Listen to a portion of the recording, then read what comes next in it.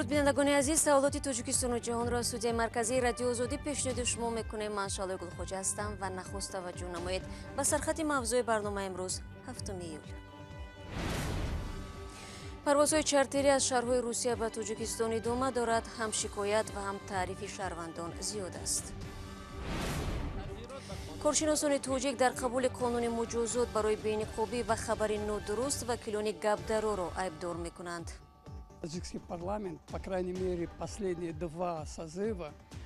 پارلمان تاجیکستان حداقل در 2 دعوت اخیر پرره کیسگی است و هر چیزی که فرمایشگر میخواهد آنها قبول میکنند. و تکثیرانی آخرین منبع درآمد. برخی رانندگان دوشنبه میگویند پاندمیای کرونا ویروس شغلشان را در وطن از آنها گرفت. شکرانه خدا هستی خیلی کار رنگی پیشتره نیست مقصد. بازی کمتر سشیده قرار است امروز هواپیمای شرکت توجیک ایر توجیکان درمانده در یکاترینبورگ را به دوشنبه انتقال بدهد. شروع از 25 میلیون توسط هواپیماهای چارتری از شهرهای مختلف روسیه صدها مهاجران توجیک به وطن آورده شدند. دیروز از سنت پترزبورگ شرکت سومون ایر به دوشنبه پرواز نمود.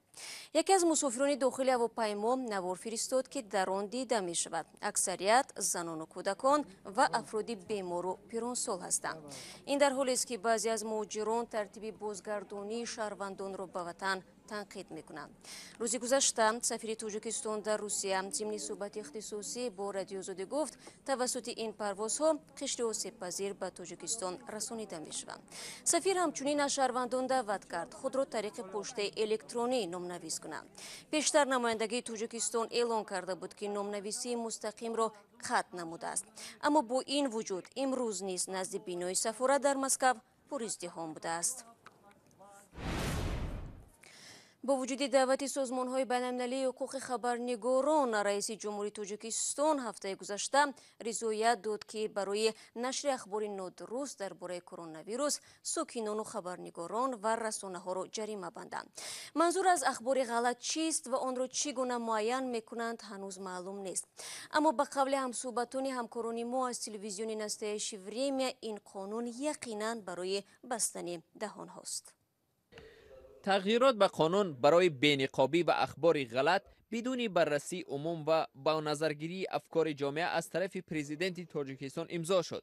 صرف نظر از دعوت و تنقیدهای جامعه شهروندی و سازمانهای بین‌المللی که این طرح را بهانه برای تعقیب فعالان و روزنامه‌نگاران مستقل نامیدند، قانون قبول شد. بنابر تغییراتی که به کدکس حقوق ویرانکنی مأموری وارد شد و رئیس جمهور از آن پشتیبانی کرد، برای پخش اخبار غلط درباره کرونا ویروس از 580 سامانی تا 11600 سامانی جریمه تعیین شده است. نوردین قرشبایف رئیس انجمن ملی رسانه‌های مستقل تاجیکستان بر این باور است که عباره اخبار ناصحیح در قانون امکان می‌دهد هر خبرنگاری که با استفاده از آمار و منبع‌های غیر رسمی درباره کرونا ویروس مطلب می‌نویسد به جوابداری کشیده شود. مقامات اکنون تمامی خبر و گزارش ها درباره بیماران و قربانیان کرونا ویروس را زیر نظارت قرار می دهند.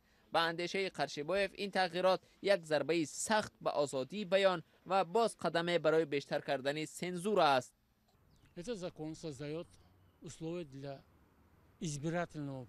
هنوز تغییرات به قانون به اجرا ندرآمده است، ولی گروه‌های زیر حمایت مقامات معرکه بدنامکنی را به ضد سازمان‌های ژورنالیستی و دیگر فعالان به راه ماندند. گپ سر این است که این همه طرح‌ریزی شده است و در راستای انتخابات پرزیدنتی به محدود کردن آزادی بیان روانه شده است.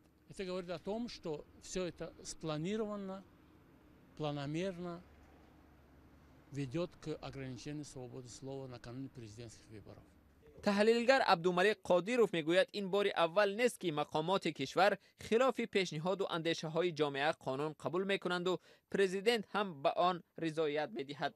به گفته وی پارلمان به حکومت فعلی پورا وابسته است و تمام تغییرات و علاوه هایی که از بالا به قانون وارد می شود بدون محاکمه قبول میکنند.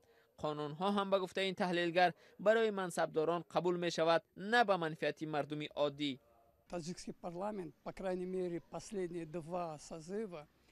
پارلمان تاجیکستان حداقل در 2 دعوت اخیر پرره کیسگی است و هر چیزی که فرمایشگر میخواهد آنها قبول میکنند. پس از بستن حزبی در تاجیکستان ممنوع نهضت اسلامی در پارلمان دیگر بحث و مناظره سر قبول قانون صورت نمیگیرد و انتظار هم نباید بود. وکیلان این تنقیدها را قبول ندارند و ادعا میکنند که تمام قانونهای قبول کرده پارلمان برای مردم روانه شده‌اند. با گفته عبدالحلیم غفاروف، قانون درباره پهن کردن اخبار بر دروغ یگان کمبودی ندارد و بنابراین بدون بحث و محاکمه در پارلمان قبول شد. شخصی که مثلا نادرست انفارماسیون میتید، نادرست اخبارات میتید، باید جواب کرد. باید اگر درست باشد او را به جواب کشیدن، باید همون شخصی ژورنالیست به جوابگری کشیده باید جواب کرد. در برابر تغییرات عاید به اخبار ناصحیح، پرزیدنت همچنین به چندین طرح دیگری بحث برانگیز امضا کرد. امام علی رحمان همچنین رضایت داد که ساکنان را برای نداشتن نقاب طبی جریمه کنند و برای پهن کردن بیماری‌های خوفناک سرایتی جزا دهند. طبق این تغییرات برای نداشتن نقاب طبی از 116 تا 290 سامانی جریمه می‌بندند. پهن کردن بیماری‌های خوفناک سرایتی اکنون از 2 تا 5 سال و در صورت تکرار از 5 تا 10 سال حبس را در پی دارد. اما در قانون مشخص نشده است که پهن کننده بیماری سرایتی چگونه معین کرده می شود. قانونی جزا برای بی‌نقابی و اخبار ناصحیح در روزهای نزدیک بعد نشر در نشریه‌های دولتی مورد اجرا قرار خواهد گرفت. بینندگان عزیز، اگر شما همین حالا به پخش مستقیم ما پیوست شدید، خاطررسان میکنم که تا این لحظه درباره پروازهای چارتری از روسیه به تاجیکستان معلومات دادیم و هم از آن گفتیم که وکیلان توجیک قبل از رفتن به تعطیل تابستانه قانون خطرزا برای وسایط اخباری عموم را قبول کردند. حالا توجه کنید به یک آگهی و بعد آن برنامه را ادامه میدهیم. با ما بمانید.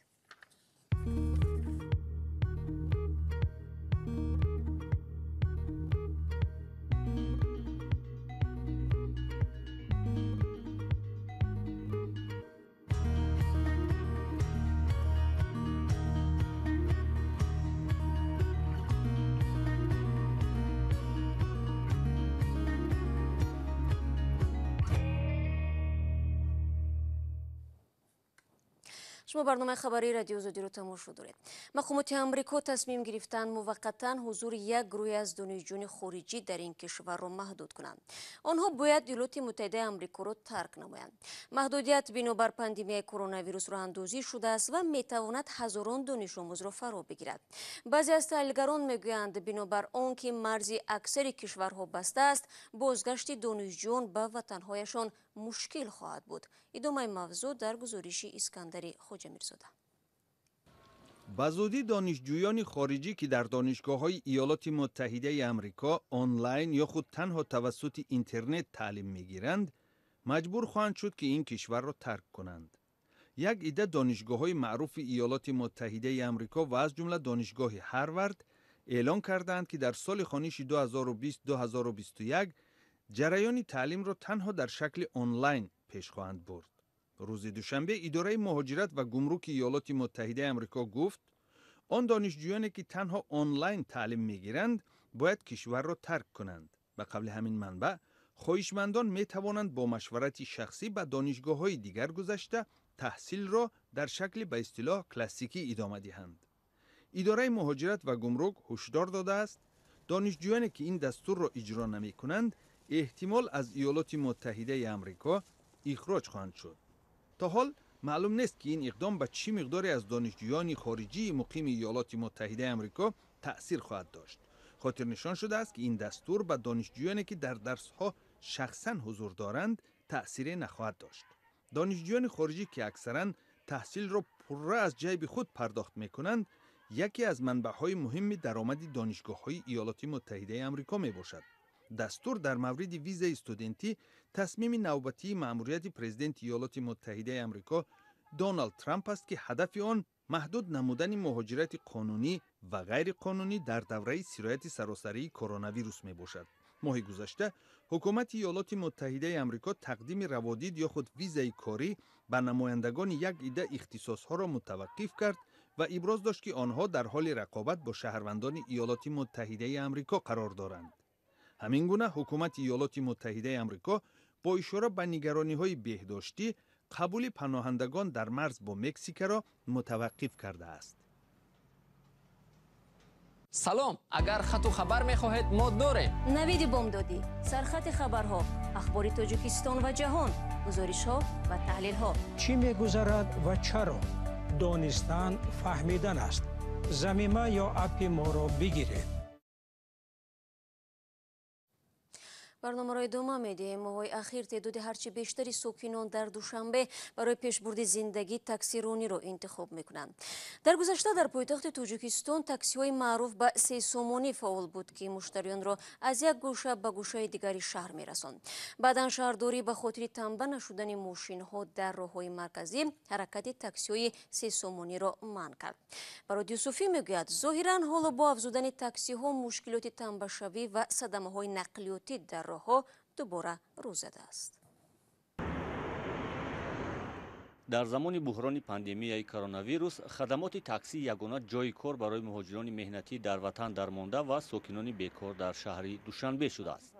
ҳамин аст ки шумораи мошинҳо бо симои нимазарду нимасафеди таксӣ ҳамарӯза бештар мешавад.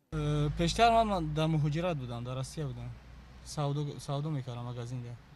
Ну подработка кардем. рақобатҳо барои пайдо кардани мусофирон барои ронандаҳои таксӣ сахттар гаштааст. пас аз он ки ошхонаи Азиз Носиров, як сокини 32-солаи шаҳрро бастанд, барои кор мошинеро иҷора гирифт ва корро дар як ширкати хадамоти таксӣ оғоз кард. ҳоло намедонад ки ояндаи кор дар таксӣ чӣ мешавад, аммо феълан манбаи аслии пешбурди рӯзгораш аст. шукронаи худо аст. Хай кор ранги пештара нест мақсад. ҳозир камтар сишидага. Ака мо дам хирак намедонам дигар. ронандаҳои оддӣ мегӯянд афзоиши шумораи таксиҳо хатари танбашавӣ дар роҳҳои шаҳр ва қоидавайронкуниро зиёд кардааст. ба қавли ронандаҳо аксарияти таксиҳо ба мисле ки ҳамеша саросема ронандагӣ мекунанд ва қоидавайронкунӣ аз тарафи онҳо зиёд ба мушоҳида мерасад. ҳатто аз ронандаҳои таксӣ ба сифати ронандаҳои мусофиркашони хурди тангеми собиқ ном мебаранд ки чанд сол пеш аз шаҳр он мошинҳоро берун карданд.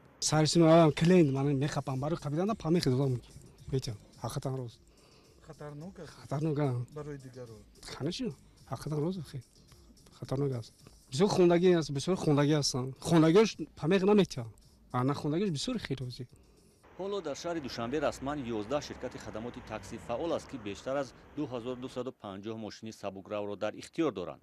ба қавли мақомоти шаҳрдории душанбе ҳамарӯза 35% ин мошинҳо барои кор дар пойтахт иҷозат дода мешаванд ки тақрибан ба 850 адад баробар аст. аммо афроди наздик ба ин ширкатҳо мегӯянд ки шумораи мошинҳои дар ихтиёри ширкатҳои хадамоти таксӣ буда ба маротиб зиёд аст ва ин ширкатҳо махсус омори теъдоди мошинҳояшонро кам нишон медиҳанд. рӯзи душанбе хабаргузори Интерфакс бо такя ба вазорати тандурустии Тоҷикистон навишт ки дар 24 соати гузашта 49 нафари дигар дар ин кишвар гирифтори коронавирус шуданд ва шумораи умумии мубталоёни ин вирус ё худ бемории COVID-19 ба 6262 нафар баробар гашт. бемории COVID-19 то ин дам дар Тоҷикистон ҳаёти 53 нафарро аз байн бурдааст. наздики 5000 нафар шифо ёфтанд. ҳукумати Тоҷикистон 30 апрел аввалин бор тасдиқ кард ки дар кишвар вируси COVID-19 вуҷуд дорад.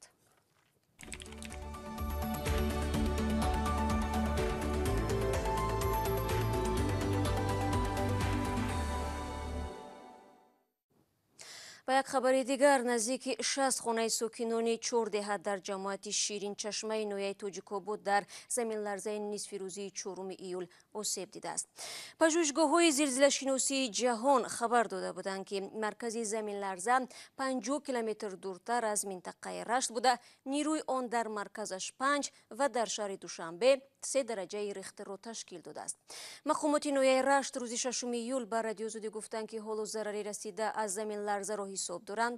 зарар бештар ба сокинони чордеҳаи ҷамоати Ширинчашмаи Тоҷикобод расидааст. мақомот мегӯянд пас аз ҳисоби пурраи зарар ба сокинон кӯмак расонида мешавад.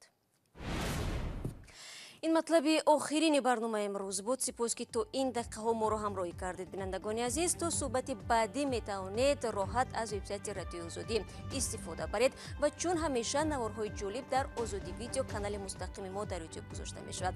фаромӯш накунед ки фардо субҳи барвақт ман шуморо дар навиди бомдодӣ мунтазирам. то фардо худро эҳтиёт кунед.